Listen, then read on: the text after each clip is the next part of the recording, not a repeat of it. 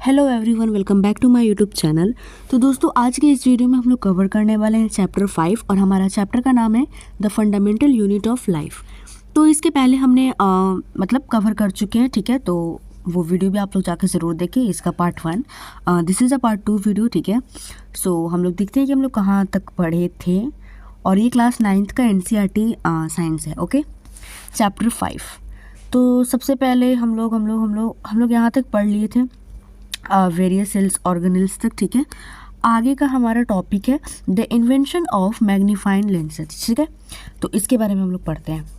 The invention of magnifying lenses led to the discovery of the microscopic world. अब यहाँ पे ये बोल रहे हैं कि जब इन्वेंशन हुआ किसका, मैग्नीफाइंग लेंसेज का, तो ये क्या मतलब, ये लेड किया कि the discovery of microscopic world, ठीक है।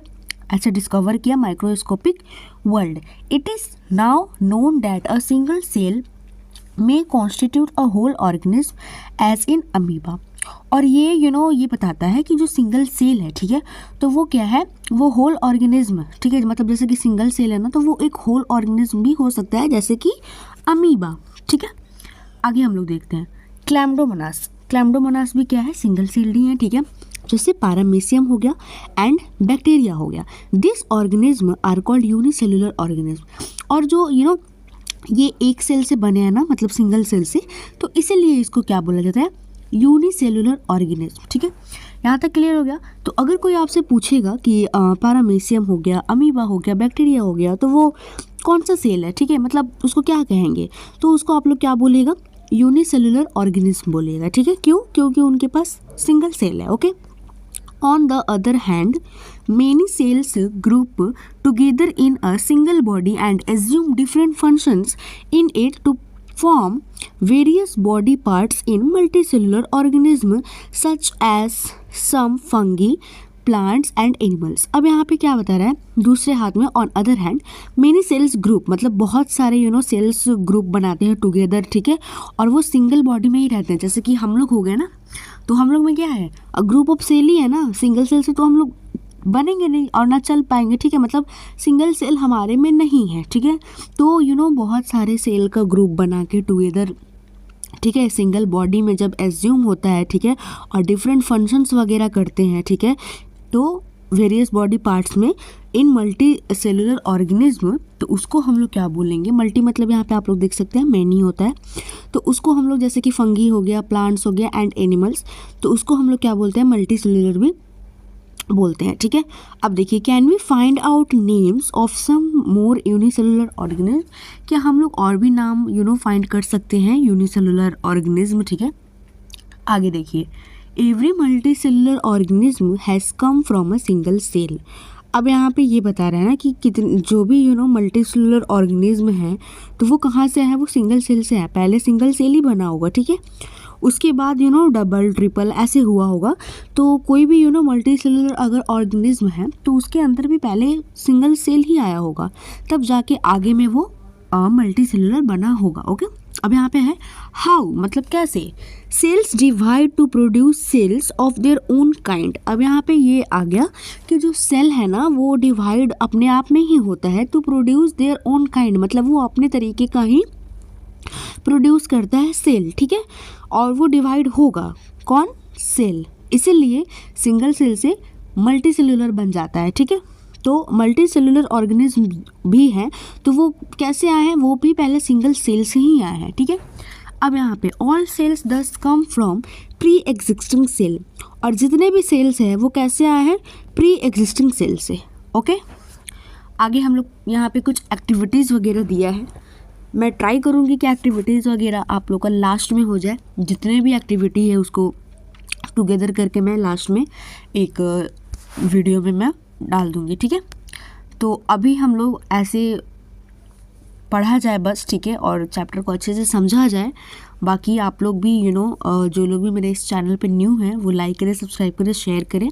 अगर कोई भी तरीके की डाउट हो या फिर मेरे वीडियो में किसी भी तरीके की मिस्टेक हो, तो आप लोग ज़रूर कमेंट में कर सकते हैं, ठीक है। I will improve.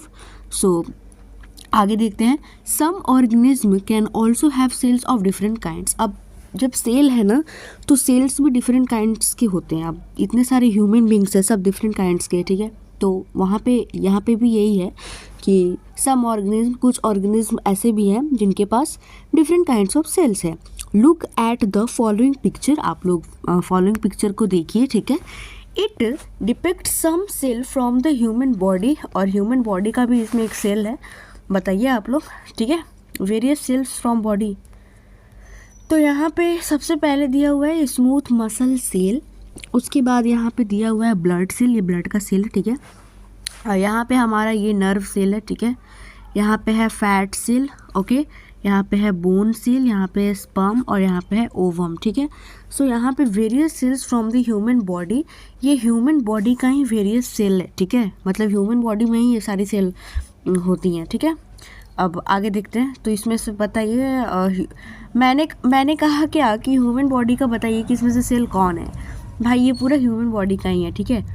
तो ये हो गया नर्व सेल, तो आपने देखा ही होगा, लॉन्गेस्ट सेल होता है, ठीक है। इसको लॉन्गेस्ट सेल भी बोलते हैं।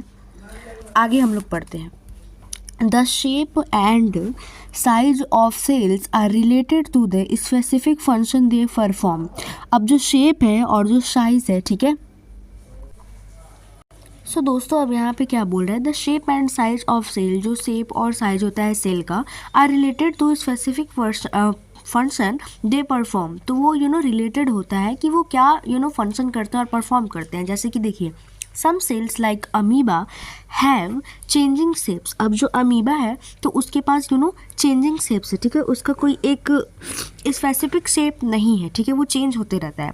इन some cases the cell shape could be more और less fixed and peculiar for a particular type of cell. अब यहाँ पे है कि कुछ केसेस में जो सेल का शेप होता है वो या तो ज़्यादा होगा या तो कम होगा, या मतलब ठीक है फिक्स्ड होगा, and peculiar for a particular type of cell, और पेकुलियर शेप में होगा for a particular type of cell, मतलब कोई पर्टिकुलर सेल होगा उसके लिए। For example nerve cell have a typical shape, ठीक है। तो जो नर्व सेल है उसके पास क्या है, एक टिपिकल शेप है, ओके।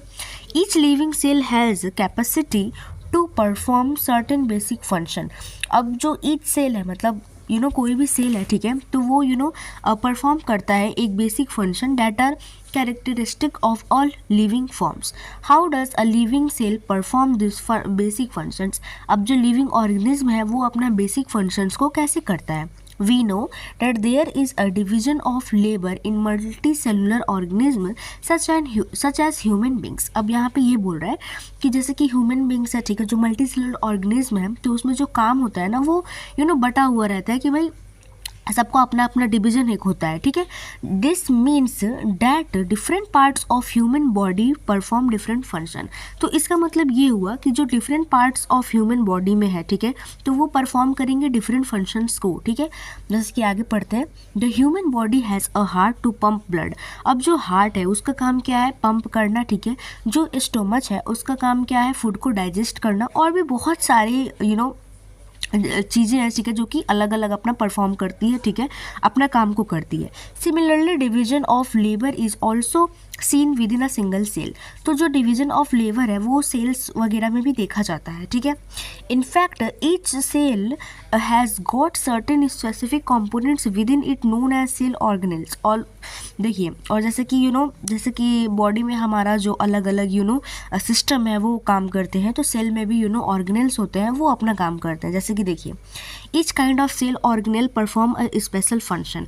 जितने भी काइंड ऑफ मतलब एक एक जो सेल ऑर्गेनेल है वो अपने स्पेशल फंक्शन को परफॉर्म करते हैं, और ये जो सेल ऑर्गेनेल है वो सेल के अंदर ही पाया जाता है, ठीक है। जैसे कि देखिए, such as making new material in the cell. जैसे कि अगर कोई भी न्यू मटेरियल बन रहा है सेल के अंदर तो वो ऑर्गेनेल से हेल्प कर रहा है, ठीक है। उसके बाद clearing up the wastage material from the cell. उसके बाद जितने भी वेस्टेज मटेरियल है सेल के अंदर से बाहर निकालना, तो वो भी सेल ऑर्गेनेल ही अपना काम कर रहा है, ठीक है, परफॉर्म कर रहा है। A cell is able to live and perform all its function because of this organelles. और जो सेल है वो एबल है लीव करने के लिए, परफॉर्म करने के लिए जितने भी फंक्शंस वगैरह है। क्यों? Just because of this organelles की वजह से, ठीक है। आगे देखते हैं। This organelles together constitute the basic unit called the cell. और ये जो ऑर्गेनेल्स है, ठीक है, यही मिलकर एक बनाते हैं क्या, बेसिक यूनिट ऑफ सेल, जिसको हम लोग क्या बोलते हैं, सेल बोलते हैं। It is interesting that all cells are found to have the same organelle no matter what their function is और what organism they are found in. यहाँ पे ये बताया जा रहा है कि इट इज़ इंटरेस्टिंग, ये बहुत इंटरेस्टिंग है कि जितने भी सेल्स हैं उसमें ऑर्गेनल्स पाए जाते हैं, ठीक है, और सेम तरीके के, नो मैटर, ये कोई मैटर नहीं करता कि उसके फंक्शंस क्या है, वो ऑर्गेनिज्म कहाँ पे पाया जाता है, सेल और सेल ऑर्गेनिज्म सब में होते हैं, ठीक है, and it is a common.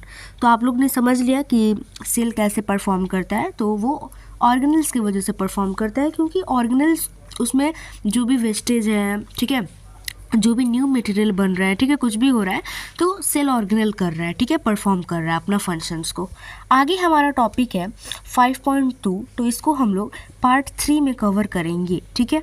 This is a part 2 video. तो आई होप कि आप लोग को वीडियो अच्छी लगी हो। अगर आप लोग को वीडियो अच्छी लगी हो तो प्लीज़ लाइक कीजिए, सब्सक्राइब कीजिए, कमेंट कीजिए एंड शेयर कीजिए, ठीक है।